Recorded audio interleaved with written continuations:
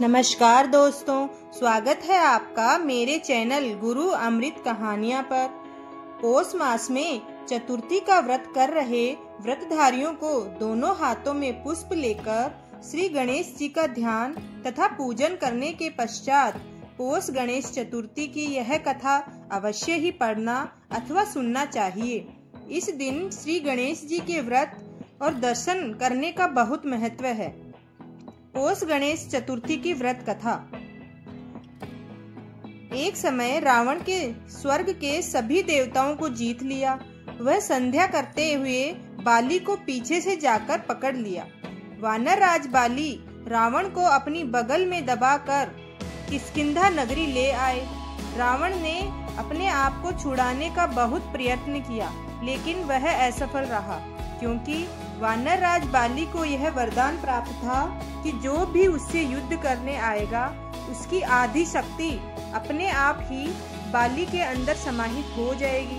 तो जैसे ही रावण राज ने बाली को पीछे से पकड़ा, उसकी आधी शक्ति बाली में आ गई और रावण कमजोर पड़ गया, जिसकी वजह से बाली ने रावण को अपनी बगल में दबा लिया और दबाए दबाए ही वह किष्किंधा नगरी आ गए और अपने पुत्र अंगद को खेलने के लिए रावण को खिलौने के रूप में दे दिया। अंगद रावण को खिलौना समझकर रस्सी से बांधकर इधर उधर घुमाते थे और खूब मजे के साथ खेलते थे। इससे रावण को बहुत कष्ट और दुख होता था। एक दिन रावण ने दुखी मन से अपने पितामह पुलस्त्य ऋषि को याद किया। रावण की यह दशा देखकर पुलस्त्य ऋषि ने विचारा कि रावण की यह दशा क्यों हुई है।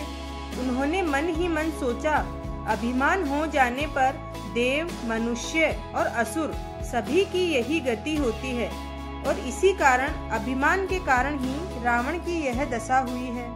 पुलस्त्य ऋषि ने रावण से कहा और पूछा कि तुमने मुझे क्यों याद किया है। रावण बोला, पितामह, मैं बहुत दुखी हूँ।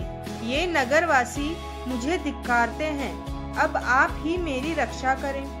रावण की बात सुनकर पुलस्त्य ऋषि बोले, रावण, तुम डरो नहीं, तुम इस बंधन से जल्द ही मुक्त हो जाओगे।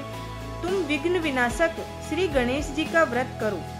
पूर्व काल में वृत्तासुर की हत्या से छुटकारा पाने के लिए इंद्रदेव ने भी इस व्रत को किया था, इसलिए तुम भी इस व्रत को करो। तब रावण ने पितामह की आज्ञा के अनुसार भक्ति पूर्वक इस व्रत को किया और जल्द ही बंधन रहित हो गया और बंधन रहित होकर अपने राज्य को पुनः प्राप्त किया। मान्यता के अनुसार जो भी पौष मास की चतुर्थी पर इस व्रत को श्रद्धा पूर्वक करता है, उसे सफलता अवश्य ही प्राप्त होती है। जय हो श्री नारायण। अगर आपको ये कहानी पसंद आए तो चैनल को लाइक, शेयर एंड सब्सक्राइब जरूर करें और बेल आइकन को प्रेस करना ना भूलें। धन्यवाद।